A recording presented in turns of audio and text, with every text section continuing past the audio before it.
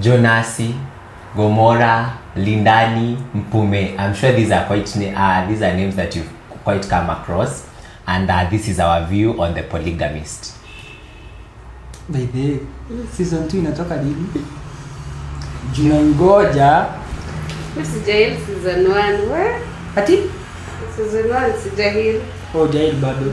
Na mbona nasikia mbona wasiana mko kwani ina ni nini I don't know, don't put it guys up to me. Kwani what Jonasi is doing is normal. Ukiwatch movie nyingine itavita watu wanauana usikiangi like lakini ya Jonasi juu because no it's not whatever Jonasi is doing is normal. What I don't understand is the ladies.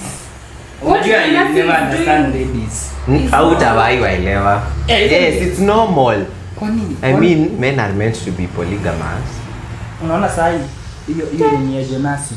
Actually watu wengi sana sahi wana hata Jonasi yako poa. Ako mild. Ako mild. What have you guys seen? Yeah.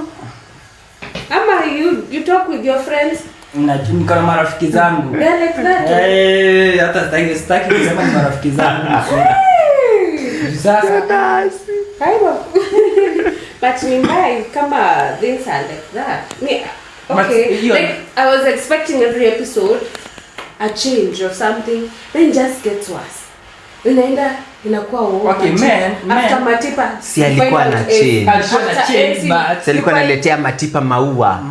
Siri ni maua by the way. Siri ni maua 50 by 100 ilijazwa na maua. Everything, but the one thing that you cannot and that matters the most you cannot provide, which is loyalty.